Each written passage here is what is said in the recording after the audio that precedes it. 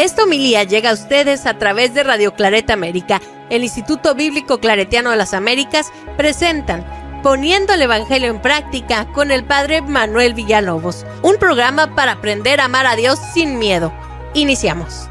Muy buenos días, hermanos y hermanas que me sintonizan a través de Radio Claret América. Reciban un cordial saludo. Soy Manuel Villalobos Mendoza y gracias por ir acompañándome también a mí a reflexionar en estas lecturas tan significativas durante este tiempo de alegría, este tiempo de resurrección. Ya estamos en el tercer domingo de Pascua y estas lecturas son para el día 14 de abril. Así que, hermanos y hermanas, vamos a invocar al Espíritu de Jesús resucitado, que nos abra también el entendimiento, nuestro corazón, para comprender su ministerio, su vida, y sobre todo entender que nos sigue acompañando por los muchos caminos de la vida. Señor Jesús, te pedimos que derrames tu espíritu, tu bendición sobre todas las personas que nos escuchan. Te pedimos que nos ayudes a entender que tú nos acompañas siempre, cuando nos sentamos a comer, cuando comenzamos a trabajar, cuando proclamamos tu presencia y vivimos al Dios de la misericordia que tú nos enseñas. Tú te haces presente. También te pedimos perdón porque a veces el miedo, el temor, las preocupaciones de la vida nos han separado de ti. Te pedimos que con tu gracia nos enseñes a descubrirte en las cosas sencillas y cotidianas de la vida. Todo esto te lo pedimos por Cristo nuestro Señor. Amén. El Evangelio, hermanos y hermanas, está tomado de el Evangelio de Lucas, del capítulo 24, 35, 48. En aquel tiempo contaban los discípulos lo que les había pasado por el camino y cómo habían reconocido a Jesús al partir el pan. Estaban hablando de estas cosas cuando se presentó Jesús en medio de ellos y les dijo: la paz sea con ustedes. Llenos de miedo por la sorpresa, creían ver un fantasma. Él les dijo: ¿por qué se alarman? ¿Por qué surgen dudas en el interior de su corazón? Miren mis manos y mis pies, soy yo en persona. Pálpenme y dense cuenta de que un fantasma no tiene carne y huesos como ven que yo tengo. Dicho esto, les mostró las manos y los pies. Y como no acababan de creer por la alegría y seguían atónitos, les dijo: ¿tienen algo de comer? Ellos le ofrecieron un trozo de pescado asado. Él lo tomó y comió delante de ellos y les dijo: esto es lo que les había dicho mientras estaba con ustedes, que todo lo escrito en la ley de Moisés y en los profetas y salmos acerca de mí tenían que cumplirse. Entonces les abrió el entendimiento para comprender las Escrituras y añadió: así estaba escrito, el Mesías padecerá, resucitará de entre los muertos al tercer día, y en su nombre se predicará la conversión y el perdón de los pecados a todos los pueblos, comenzando por Jerusalén. Ustedes son testigos de esto. Palabra de Dios. Solamente para situar el Evangelio en su contexto literal, antes del versículo 35 tenemos toda aquella historia preciosa de Emaús. Seguramente que la experiencia de la crucifixión de Jesús fue algo traumático, fue una experiencia que dejó a la comunidad en shock. ¿Cómo entender realmente los caminos adversos de Dios? ¿Cómo entender que al final el siervo sufriente padeciera tanto. Y comienza entonces la comunidad de Lucas a tratar de hacer conexión de la muerte de Jesús con la experiencia de la resurrección. Y parece que a muchas personas de la comunidad de Lucas les cuesta trabajo entender esto y se separan del grupo, se separan de Jerusalén. Recordemos que para Lucas, para la teología de Lucas, Jerusalén es muy importante. Cambia totalmente el sentido geográfico, ¿verdad? En Jerusalén es donde va a comenzar prácticamente todo. Según Lucas, es en Jerusalén donde va a bajar el Espíritu, va a ser en Jerusalén donde va a comenzar la misión, desde Jerusalén con los confines del mundo. En cambio, Marcos tiene otra orientación geográfica. Todo comienza en Galilea y regresan a Galilea, vayan a Galilea, no Jerusalén. Entonces, está la comunidad en Jerusalén tratando de encontrarle sentido a la muerte de Jesús, tratando de explicarse cómo pasó esto, cómo sucedió, cómo llegamos hasta estas circunstancias. Primero, de que Dios haya permitido que su Hijo amado terminara deshonrado en la cruz. Y también la responsabilidad de la comunidad de decir, ¿cómo lo dejamos morir solo? Y otras muchas personas parece ser que se separan entonces del grupo y se van. Y te dice Lucas que a un pueblecito que dista a unos cuantos kilómetros de Jerusalén, llamado Emaús. ¿Es real esta historia? Es muy difícil situarla históricamente, arqueológicamente hablando, el pueblito de Emaús. Más bien parece ser que este es un motivo catequético de decir, la comunidad tiene que abrir su corazón y su mente a entender las Escrituras. Entonces ustedes ya saben, es como esas historias de el pueblito en los 100 años de soledad de Gabriel García Márquez, ¿no? La idea de Macondo, ese Macondo mítico, la idea de un lugar donde se juega donde convive la realidad con la imaginación. Entonces, con la finalidad, probablemente Lucas está haciendo esto para decir, hay una tendencia del ser humano de separarse de la comunidad cuando no entendemos, cuando no le encontramos sentido a la vida, e irnos a un lugar donde ya no queremos estar en conexión con la comunidad, con los eventos traumáticos. ¿Se acuerdan Lucas también en su evangelio con la parábola del hijo pródigo, que se fue a un lugar lejos y allá viviendo de una manera disoluta, lejos del Padre, lejos de todo? ¿A qué lugar? Bueno, a un lugar. Sea cual sea el lugar, lo que importa es el desprendimiento. Y es interesante cómo Jesús se hace compañero de camino y comienza todo este proceso catequético. Los escucha, les dicen lo que ellos pensaban que era Jesús. Ellos tenían las ideas del Jesús nacionalista, del Mesías guerrero, y Jesús los deja hablar. Y después les empieza a explicar todas las Escrituras, comenzando con Moisés y los profetas. Les explicó todas las Escrituras. Y luego por allí está este señalamiento de que hace como que pasa de largo. Y ellos les dice, quédate con nosotros, que ya se acerca la tarde.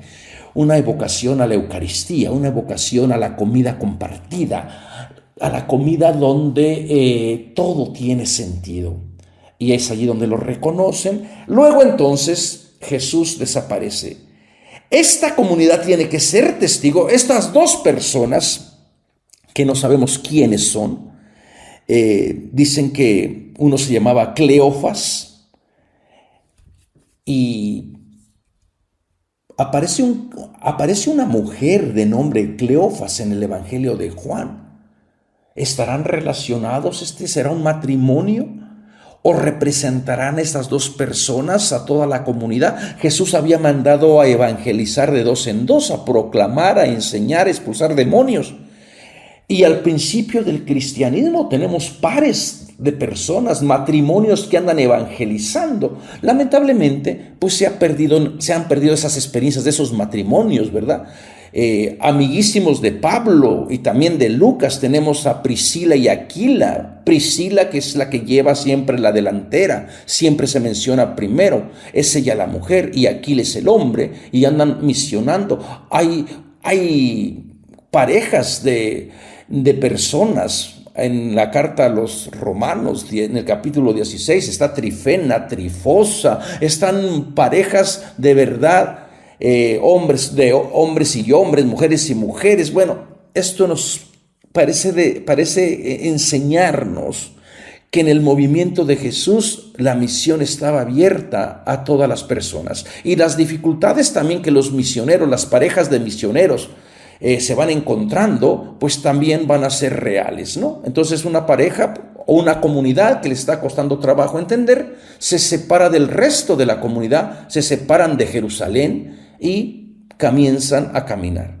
Y cuando encuentran a este peregrino y que lo reconocen, entonces la comunidad regresa otra vez. Esta porción de comunidad que se había separado regresa nuevamente a Jerusalén. Y estando en Jerusalén comparten la vivencia, comparten las historias. Una experiencia tan profunda que han tenido con el resucitado no la pueden guardar para sí mismos.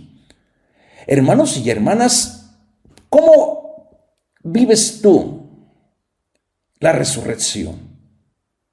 ¿Es para ti también motivo de escándalo, de dificultad? Difícil de entender, porque a lo mejor lo quieres entender desde tu propia manera de ver a Dios. ¿No tendremos también a veces la tendencia de separarnos? ¿Cuántas veces hemos tenido esa tentación de irnos, de decir, yo no quiero permanecer en esta iglesia, en esta institución, e irme y vivir solo? Pero yo creo que lo que nos enseñan estas historias pospascuales es: necesitamos una comunidad, necesitamos personas con las cuales trabajar. Es cierto que no está la comunidad bien definida, como aquí en Lucas. Es cierto que es una comunidad que tiene miedo, que está dividida, que no entiende, pero sigue siendo la comunidad del resucitado. Así están nuestras comunidades, encerradas a veces en sí mismas, con miedo y con temor, y sin dejar entrar ni a Dios mismo. Y eso es lo triste, ¿verdad? Que necesitamos que venga otra vez Jesús resucitado y que abra nuestro entendimiento, nuestra manera de vivir y expresar nuestro amor a Cristo Jesús. Entonces, esta comunidad regresa, se integra a la comunidad más grande y comienzan a compartir su historia por el camino. Y es precisamente en el camino donde se encuentra al resucitado. Tendríamos que recordar o recuperar estos espacios del camino, estas experiencias de que todos somos caminantes, ciudadanos de la politeuma, diría Pablo, ciudadanos del mundo. Somos del camino. Esas eran las expresiones con las cuales identificaban a los seguidores de Jesús. Todavía no había cristianos. Y la gente dice, ¿cómo que no había cristianos? Todavía no tenían una identidad plena. La gente todavía no los identificaba desde el punto de vista de los otros que no conocían bien todas estas peculiaridades entre los judíos que venían del tipo nacionalista y los judíos que estaban creyéndole al resucitado. La otra gente los miraba igual, decían, bueno, todos están iguales. Yo, por ejemplo, me declaro ignorante en cuestión de las ramificaciones que se han hecho en el con los musulmanes. Uno pensaría que todos son iguales, pero no. Hay diferentes ramificaciones, así como también de los cristianos, ¿verdad? Y uno pensaría, si no todos somos iguales, todos creemos en Cristo. Pues sí, esto es lo que nos unifica, que todos creemos en Cristo. Pero a veces vivimos como enemigos. Nos vemos con celos, con envidias. Queremos defender que yo soy la verdad, que yo tengo la verdad y que tengo aquí la exclusiva. Todos nos miramos así con sospecha, en vez de vivir con los valores de Jesús. Bueno, entonces en el camino, los del camino, son estas personas que están en proceso de ir descubriendo cómo Jesús está presente, cómo Jesús resucitado los va acompañando. Entonces, todavía no había esta identidad clara de ser cristianos. Pablo les llama los hermanos, los santos, los consagrados. Y bueno, ya después Lucas nos va a decir que Lucas tiene este sentido de recrear la historia como él entiende, que va a ser en Antioquía, donde se les dé el nombre por vez primera de cristianos. Pero antes de cristianos había gente que se congregaban y se llamaban hermanos, consagrados, elegidos, los santos y los del camino. A mí me gusta mucho esta imagen del camino porque da la impresión de aprendizaje, de apertura, de encuentro, de ir celebrando la vida por los muchos caminos de Dios. Entonces estos del camino han reconocido a Jesús, han llegado a un nivel donde otras personas todavía no han llegado, ¿verdad? Parece ser que todas las personas no han tenido todavía esta experiencia profunda de Jesús resucitado. Hermanos y hermanas, en tu camino, en tus caminos, ¿cómo te encuentras a Cristo Jesús? En tus experiencias diarias, ¿cómo reconoces al crucificado resucitado? ¿Eres testigo o testiga de este Cristo que está contigo, que a pesar de tus dificultades está acompañándote? ¿O sigues cerrada de mente y de corazón para decir, yo puedo solo, yo no necesito a Dios ni a Cristo Jesús en mi vida, yo quiero caminar solo? Bueno, estos del camino comparten esta experiencia de Jesús comida, de Jesús palabra. Fíjense qué importante es la comida, especialmente para Lucas. Vamos a hablar un poquito del simbolismo que está detrás del pan, de los peces, muy eucarístico. Entonces, porque para Jesús, para Lucas, es importante las comidas abiertas, comidas donde todas las personas descubran al Dios de la vida. Y estaban hablando de estas cosas, están compartiendo su experiencia, cuando se hace presente Jesús en medio de ellos y les dice, la paz sea con ustedes. Este es un saludo que regularmente los mensajeros de Dios siempre daban, ¿verdad? Por ejemplo, en las visiones que van a tener o en los encuentros de visiones que tiene el ángel del Señor, la presencia de Dios con su pueblo.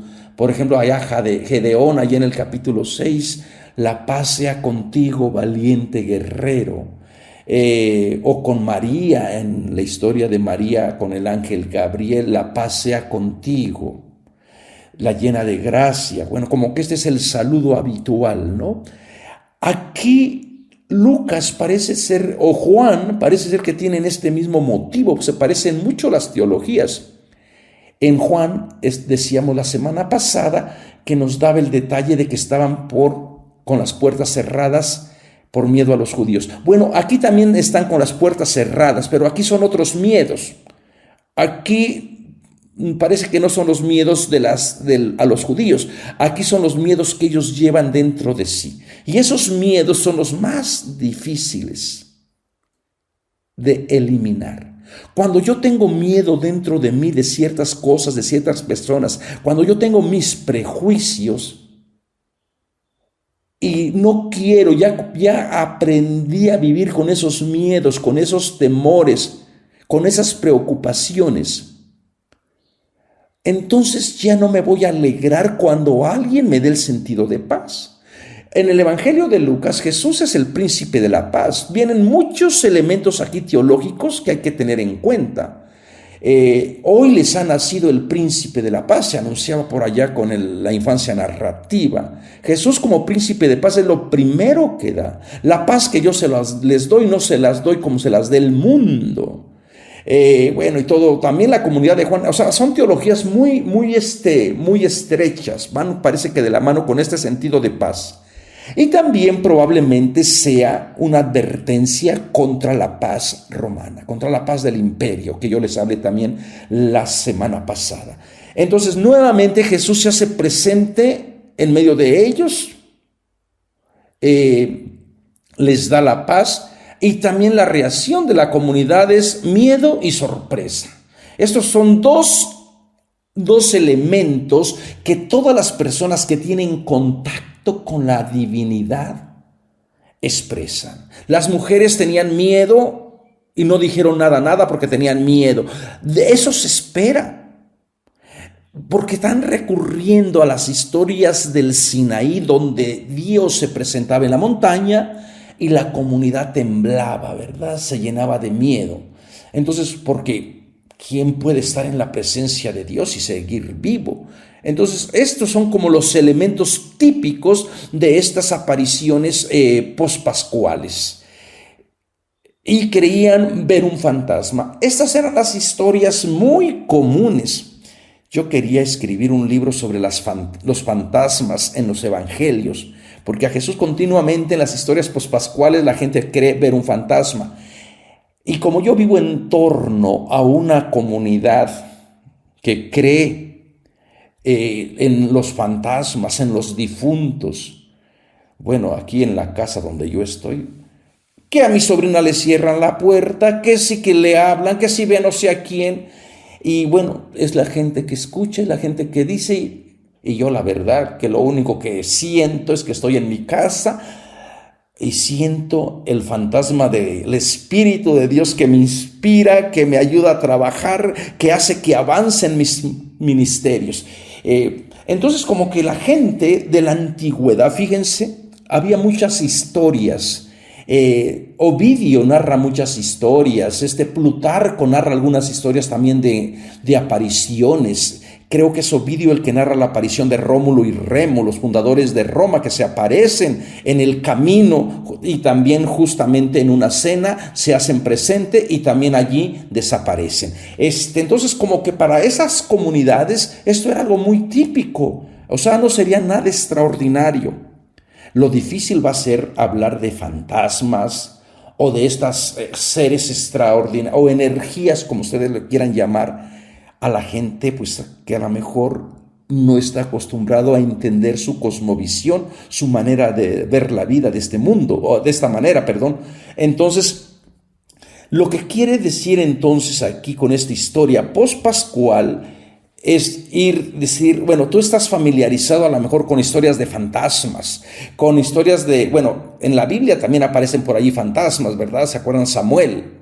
Que ya está en la presencia de Yahvé y el profeta, el rey Saúl lo manda a llamar por medio de la mujer, de la nicromante, aquella mujer que tiene experiencia en consultar a los muertos. Bueno, en la Biblia hay estas experiencias también de personas de fantasmas, ¿no? Y bueno, también les decía, en la cultura extrabíblica hay muchas historias de fantasmas. Entonces Lucas parece decir, está bien que ustedes crean en fantasmas, pero no pongan esta experiencia de Jesús y va a tratar de irles a enseñarles que esta historia no es de fantasmas, esta historia es del crucificado, esta historia es de una persona que fue ajusticiada, esta historia es de una persona que fue violentada y ahora vive. y ahora vive con el poder de Dios, pero para eso hay que acceder por medio de la fe. Y Jesús les dice: ¿por qué se alarman?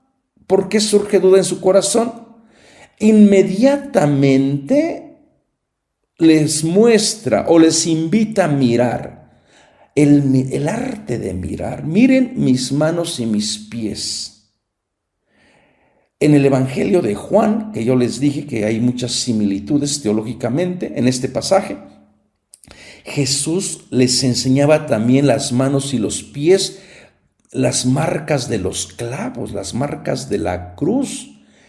Lucas no menciona los clavos, Lucas no menciona las marcas de la cruz, pero la comunidad puede entender que verdaderamente este Jesús es humano y estas manos y estos pies no son de un fantasma. Y bien, en este sentido, soy yo en persona. Dice: acérquense, tóquenme y dense cuenta de que un fantasma no tiene carne y hueso como ven que tengo yo. Aquí emplea una frase de: esta sí que es carne de mi carne y huesos de mis huesos. ¿Se acuerdan ustedes allá en la historia de la creación de Eva, cuando Dios en aquel mito hace dormir a Adán y le saca la costilla, y Adán exclama: esa sí que es carne de mi carne, huesos de mis huesos? Es decir, es una persona humana, comparten la misma humanidad. Aquí Lucas está diciendo también: Jesús es humano, porque hay una tendencia probablemente a decir Jesús no era humano. Y sigue siendo esto una verdadera tendencia hasta el día de hoy. No importa cuántas veces nosotros tratemos de ir iluminando, como que hay una tentación a quitarle el cuerpo a Jesús y a quedarnos con la parte espiritual. Como que no nos cabe en la mente que Jesús fue humano, comió, vivió, sintió necesidad, todo lo que el ser humano experimenta, Jesús lo conoció. Entonces aquí tiene que la comunidad darse cuenta que en esta persona, en este cuerpo, en este cuerpo que tiene manos, que tiene pies, le empieza a mostrar los órganos para decir: no soy un fantasma. No me traten de divinizar y pensando que los voy a venir a espantar, como en esos cuentos que ustedes les transmiten por la tradición oral. Yo estoy vivo y los voy a sacar de su lado de zona de confort para invitarles a construir, a bendecir otros cuerpos, a compartir pan, ¿verdad? Entonces la comunidad tiene que darse cuenta que están ante Jesús vivo, que tiene su mismo cuerpo. Y las preguntas del millón: entonces, ¿tiene otras características este cuerpo? Tal parece que sí. Y aquí solamente se puede acceder por medio de la fe. Entonces, la invitación de Jesús para decir: ven, tócame, tengo carne, soy de hueso. Y vuelve otra vez: dicho esto, les mostró las manos y los pies. Otra vez no es ausente el simbolismo de los clavos. La gente, la comunidad de Lucas, por medio de tocar las manos, de tocar los pies de Jesús, de tocar el cuerpo de Jesús, tiene que llegar a entender que es el mismo cuerpo del crucificado. Y como no acababan de entender por la alegría, seguían atónitos. O sea, vean cuántos detalles. Cómo este encuentro de Jesús resucitado con su comunidad no sucede por arte de magia. Hay etapas en el camino discipular. O sea, una etapa, se encuentran, les parten la historia, Jesús se hace presente, Jesús ofrece la paz, les muestra sus manos y sus pies, la comunidad no cree, Jesús les dice que no es un fantasma. O sea, son todos momentos catequéticos, que la persona, que los discípulos tienen que ir avanzando en su entendimiento de Jesús, en su manera de ver la vida. Entonces, y viene esta otra parte, para que vean que verdaderamente soy yo y no están ante un fantasma, tienen algo de comer y ellos le ofrecen un trozo de pez asado, un pescado asado zarandeado. Bueno, si hubiese sido en Galilea, probablemente el lugar favorito para comer este pez, el pescado, era en Magdala, la ciudad de la María Magdalena. Era muy famoso por los pescados, ¿verdad? Los pescados eran muy reconocidos allí en esa región. Bueno, todo esto tiene un aspecto eucarístico. Las comidas en el Evangelio de Lucas juegan un papel muy importante. Es el que más habla en la obra lucana. Y cuando hablo de la obra lucana, recuerden que estoy hablando del Evangelio y de los Hechos de los Apóstoles, porque estas dos obras vienen del mismo autor, vienen desde la misma comunidad. En la obra lucana, las comidas juegan un papel muy importante. En el Evangelio de Lucas solamente 16 veces se habla de comidas. Jesús viene de la comida, va a la comida, cura durante la comida, perdona los pecados durante la comida, enseña en las comidas, manifiesta el amor durante las comidas. Y las comidas de Jesús son muy escandalosas porque come con gente que un judío tradicional, piadoso, observante de la ley, ni siquiera se atrevería a meterse.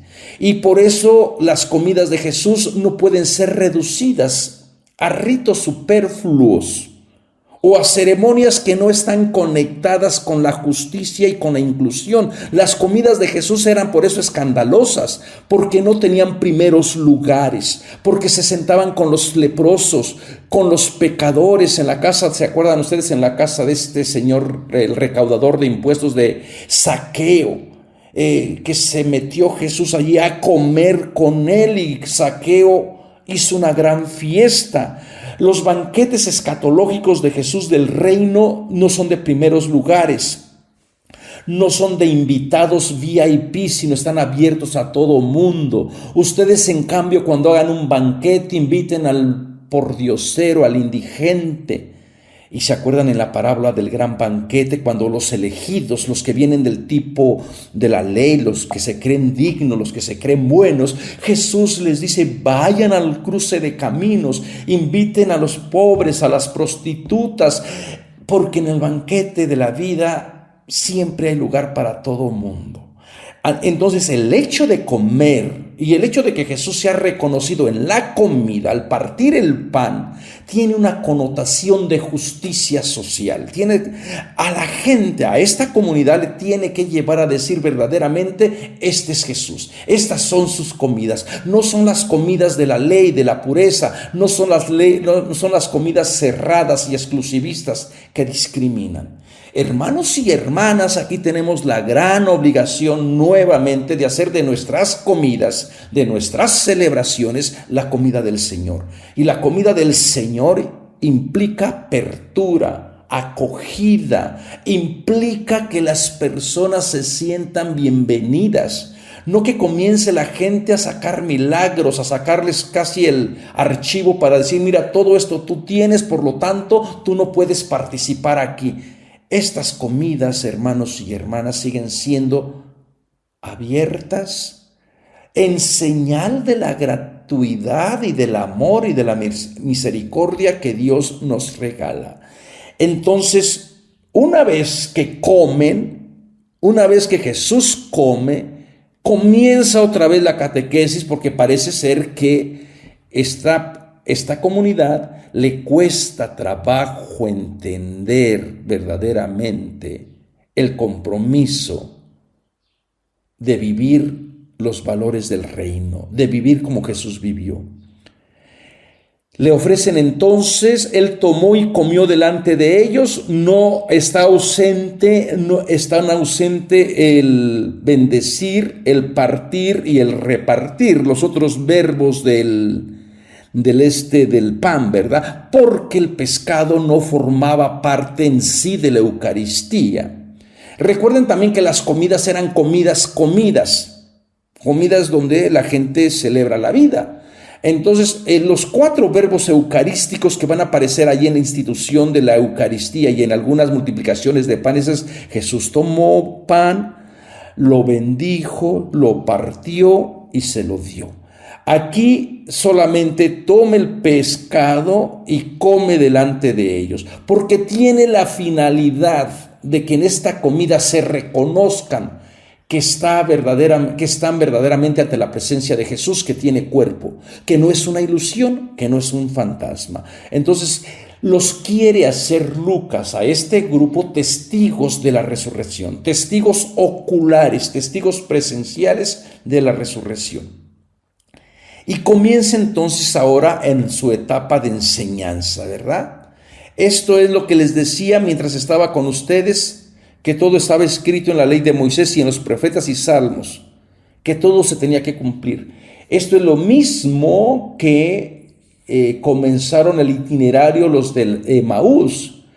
¿Se acuerdan que, fíjense Jesús cómo los deja hablar? Fíjense la pedagogía de Jesús. Allá cuando les comenzó a explicar las escrituras, comenzando por Moisés, los profetas, Jesús primero caminó con ellos, se hace presente, camina con ellos, los deja hablar, los escucha atentamente y después comienza la catequesis. Aquí Jesús primeramente se hace presente, da signos de que es Él, ofrece paz, ofrece bendición, les invita a no tener miedo. Ahora invierte los papeles, come para que la gente diga: ay, verdaderamente sí es Cristo, Jesús no es un fantasma. Y luego viene la enseñanza, vienen las escrituras. La palabra y la mesa van siempre unidas, van siempre de la mano, ¿verdad? Entonces, por eso es la importancia de la palabra de Dios dentro de la liturgia. La palabra de Dios anima toda la vida de la liturgia, pero tiene que ser una palabra liberadora, una palabra de esperanza, una palabra que dé sentido. Liturgias que se practican o que se celebran solamente por ritos y ritos y ritos, sin preparación, sin saber lo que se hace, pues uno se tendría que preguntar qué sentido tienen de celebrar, ¿no? Entonces les empieza a explicar y que todo esto tenía que cumplirse. Y parece ser que la comunidad todavía con todos estos signos no entiende. Es necesario que Jesús les abra el entendimiento para comprender las escrituras. Créanme, hermanos y hermanas, que ese siempre es mi deseo. Ojalá Jesús nos abriera el entendimiento para comprender las escrituras, pero no las escrituras que discriminan, no las palabras que dan miedo, no las escrituras que en vez de encontrarte con el Dios de la vida, te hacen temerle, te llenan de terror porque vas a terminar en el infierno. Ojalá viniera Jesús, nos abriera el entendimiento para comprender las escrituras. Cada vez que nosotros ofrecemos cursos de Biblia, como el que acabamos de ofrecer hace un par de semanas, tristemente veo los comentarios de gente que dice: esto no es lo que enseña la iglesia. Como que no se han dado cuenta que no hay una división en lo que enseña la iglesia y la tradición y la Biblia. La palabra de Dios tiene sentido, ha ido guiando a la iglesia y la iglesia ha ido avanzando en muchos caminos, pero también tenemos que reconocer las limitaciones que tiene a veces la palabra de Dios y tenemos que abrir nuestro corazón y nuestra mente para entender una manera diferente, a la mejor, de las escrituras, de la persona de Jesús, de la comunidad, y no querer ver nuestra fe que ahora profesamos después de 2000 años reflejada en las Escrituras. A veces la gente quiere ver exactamente, ya sea circo, maroma y teatro, como como una persona, de estas personas que manejan su cuerpo y que se retuercen, extorsionistas, ¿cómo se llaman? Contorsionistas, creo. Extorsionistas son otra cosa. Estas personas que hacen circo, maroma y teatro para tratar de encontrarle sentido a las Escrituras. No. Tenemos que también ser humildes para decir, esto sí está bíblicamente, se puede apoyar, bíblicamente se puede legitimar, y bueno, hay otras tradiciones que a lo mejor practicamos que no tienen ningún fundamento bíblico, ¿verdad? Bíblicamente, pues la Biblia nos da luces, pero también tenemos que estar abiertos a ir entendiendo las otras maneras de comunicación que Dios tiene, que habla a través de la naturaleza, a través de las personas, en caminos a veces muy adversos que uno ni siquiera se pudiese imaginar que allí se iba a encontrar con Jesús, ¿verdad? Bueno, hermanos y hermanas, hay que pedirle a Dios que abra nuestro entendimiento para comprender las Escrituras, pero las Escrituras de Jesús, las Escrituras que dan vida, las Escrituras que se hacen vida, que se hacen servicio, que se hacen entrega, las Escrituras que brotan desde el corazón de la verdad. No hay que cerrar nuestra mente. Las Escrituras vienen a ayudarnos a madurar nuestra fe.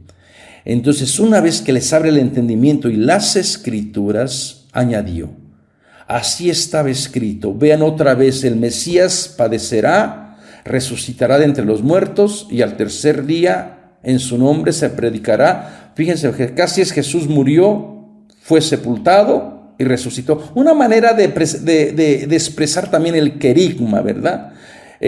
Lucas parece que aquí no quiere poner la idea de Jesús, será crucificado, resucitaría de entre los muertos.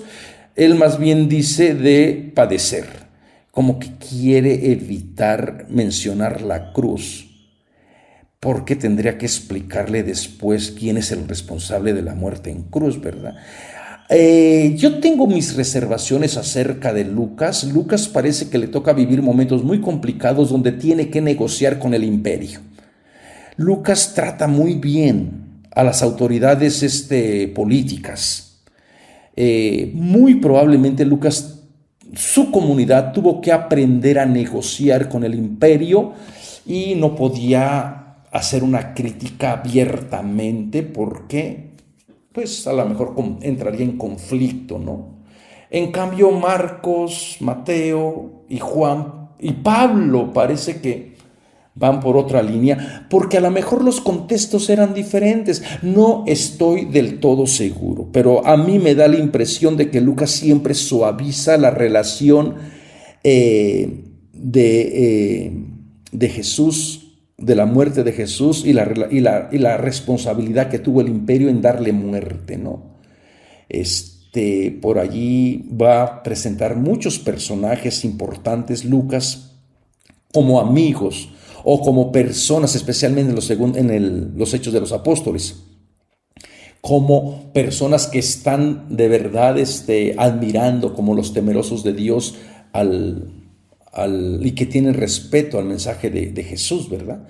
Porque probablemente Lucas quiera reconciliar esas comunidades. Yo no lo sé, pero aquí Lucas como que evita hablar de la cruz, pero el padecer, bueno, la comunidad probablemente va a tener que llegar a ese contexto de que Jesús murió crucificado, aunque tampoco se decían de los clavos, resucitar de entre los muertos y al tercer día, fíjense los efectos que va a tener la resurrección. En su nombre, en el nombre de Jesús resucitado se predicará la conversión. Primero, este va a ser un tema que está prácticamente presente en toda la obra lucana.